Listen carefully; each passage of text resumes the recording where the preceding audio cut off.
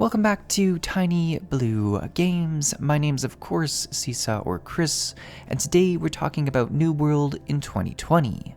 For those of you who don't know, New World is Amazon Game Studios' newest MMORPG that's currently in a preview mode. The game is scheduled to release about midway through 2021 and is supposed to be a buy-to-play game. The game itself is a bit different from traditional MMOs.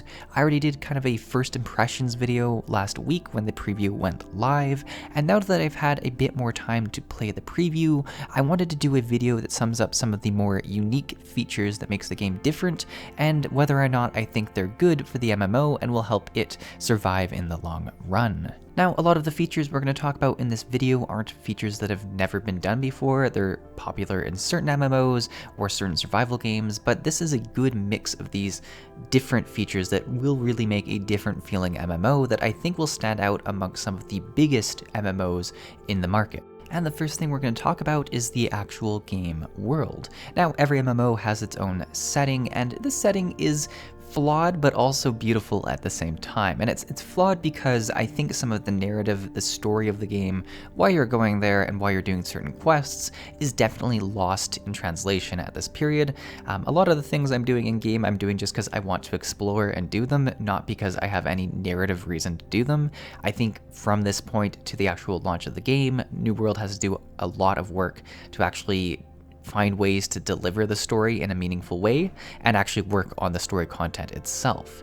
That being said, the atmosphere and the different landscapes of the world are truly stunning. And I think what makes it most different is that I'm actually scared walking through the forest at night, not just because I could be flagged for PvP with enemy players in the distance, but because there's wildlife that's hard to see and ferocious when they do see you. Now, one of the most enjoyable parts of the preview so far has been the exploration of the world for me. One of my favorite things to do is to enable PvP, put on my headphones, and really just focus in on my gameplay. One of the best ways to do this is by doing a sort of travel from one town to the next and kind of going the quickest route instead of along the path, where you're going to experience different scenery, different hills, different cliffs you have to climb over, and you're going to run into a lot of different creatures and possibly people. Some of it, the most enjoyable parts of the game, is the excitement of not knowing what's around the next corner. Maybe there's going to be nothing, maybe there's going to be a pack of wolves that you're going to have to fight for your life, or maybe you're going to stumble upon a group of enemy players that you're either going to have to decide to fight or flee from in the next few seconds. To add to this, there are certain objects in New World that allow you to climb on top of them that kind of give you an advantage in terms of seeing enemy players, as well as training it against certain creatures, be it on top of a shed where you can sort of navigate away from close combat creatures, or on top of a big hillside where you can sit and snipe to train up your musket skill. There is a lot of options for you to explore and kind of feel like you've added something to your gameplay by finding these zones that other players aren't using. One of the core features of the game is that you don't choose a class, but you instead get to swap and choose weapons. Now, this has been done in other MMOs before. Certain games such as RuneScape and Albion let you choose the weapon you want to use and freely choose between them as you progress your character. So it's nothing too crazy that way. The big difference here, though, is that you do have sort of more standard weapons, as well as some more exotic, different takes on weapons that I haven't seen in other games before. Some of the more common weapons are like a sword and shield, where you have some defensive skills, or you have a bit more movement and kind of lunging skills. You have a fire staff that allows you to cast AoE as well as long-range fire attacks and have a bit of mobility. You have a bow and arrow that either does more of a sniping style of gameplay or more of an AoE multi-shot kind of gameplay. And then you also have a hammer that, as you would expect, has large big hits, big area of effect damage, and a lot of CC associated with it. Now, things get more interesting with the more unique weapons. Some of my favorite weapons in New World are the hatchet that allows for close combat. It is maybe a little bit overtuned at the moment, but the more unique part of it is that you can actually throw axes at enemies, which is something I don't think I've done in an MMO, or at least not commonly in MMOs, and feels pretty cool because you have to account for a fair bit of drop from the weapon, and it feels very good when you actually land an axe in someone's head. You also have the musket, which isn't necessarily uncommon from other games, but does allow for more of an FPS playstyle in New World, where you can actually zoom in quite a long range to get the perfect headshot on your enemy. In addition to this, you also have the ability to shoot out the enemy's legs to slow them, and really play around with how you want to engage and shoot at players as they come towards you. The biggest thing here is that your weapon is really good at long range, but is noticeably pretty bad when the enemy gets close to you, forcing you to have to react and play with a different weapon. Finally, we have the life or healing staff, which most people use as a means of transportation because it has a really nice teleport that feels pretty good to use, but is also used for healing and damage in combat. And now, I'm a big fan whenever I see action combat that actually has action healing in the game as well, with targeted skills that are pretty hard to actually land on allies, but when you do, feel very rewarding because you can chunk up someone's health pretty good, saving their lives. This has been one of my favorite things to do, either as a third party coming into a fight and healing someone, or being on the losing end of a battle and having someone heal me from the distance and come in to rescue me. Now, a lot of the combat does feel amazing, but it also can feel kind of lackluster at times. One of the biggest issues is that you can freely switch between weapons in gameplay. At level 30, you unlock the ability to have 3 different weapons that you swap between, and one of the coolest aspects is that you actually see your weapons on your back or your side when you're not using them. The issue though is when you do swap between weapons, the skill bar is still on cooldown from the other weapon. So if you used a skill in a specific slot on your musket and you swap to your hatchet that has the same skill in that slot, it's going to be on cooldown from the musket. So although you can swap between your weapons, most of the skills are probably going to be on cooldown unless you're really considering which skill you're using when. However, this ultimately just makes it feel not worthwhile to swap weapons because you kind of feel trapped for a bit when you do. It's also kind of slow when you are swapping, so unless you're really maneuvering while you're swapping, you're kind of going to get caught off guard, and that's often when you receive the most damage from enemy players. In addition to the actual weapon skills, you have the ability to sprint in-game, you have the ability to crouch, to lay on the ground and kind of conceal yourself with weapons. It's actually pretty fun to do this with the musket itself, as well as the ability to leap forward. However, you don't have the ability to jump vertically just normally. What you do have is the ability to walk up to surfaces that you could probably climb, and by using the jump or spacebar function, you can kind of scale up them to get to higher points. This is kind of an issue though, because it's really hard to tell when something is going to be allowing you to scale up it, whereas with kind of just a normal jump, you would have more of an idea if you can actually make it up an object before you're right there, which isn't always an issue, but if you're running for your life and you're trying to decide, hey, can I scale up this really quick? It's kind of nice to know if it's probably going to be something you can or can't before you get there and die at the bottom. The combat particularly shines in 1v1 situations where you are able to really analyze your enemy's skills and use your own skills to either counter them or exploit certain disadvantages that the enemy would have.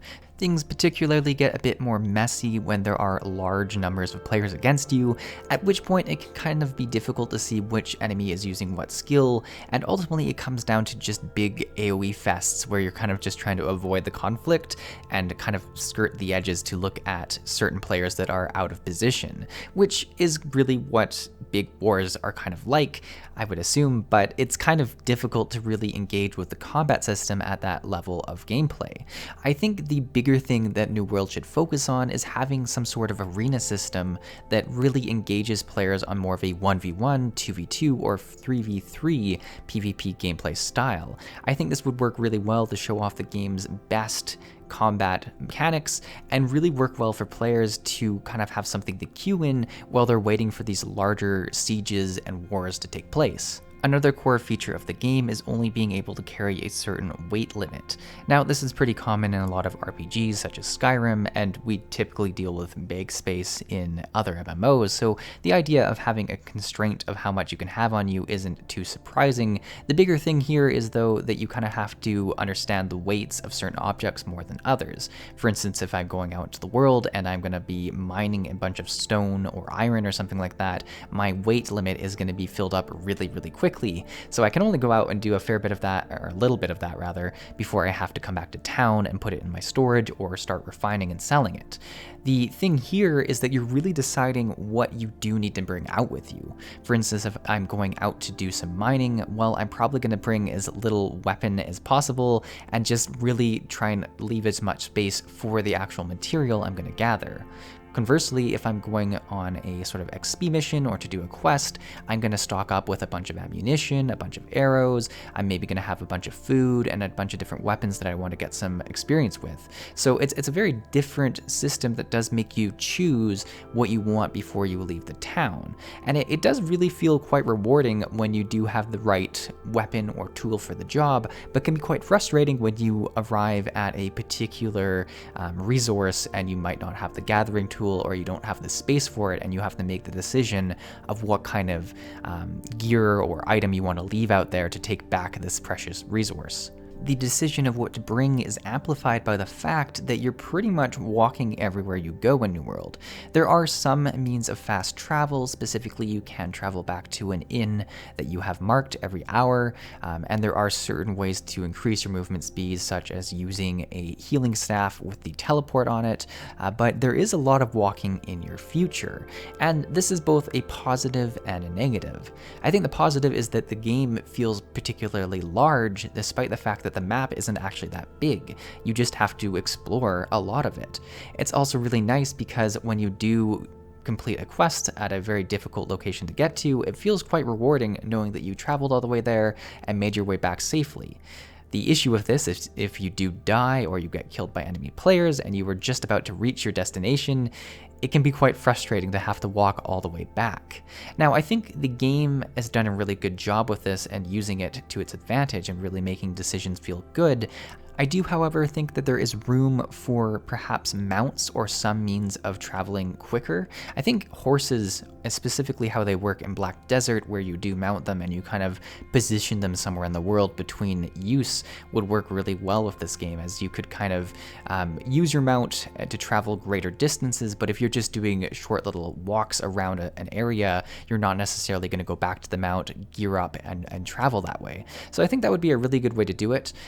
Even if you were to just have the mount available to go between different settlements and then have a stable that you could keep it at, I think would be a really good way to do this as well.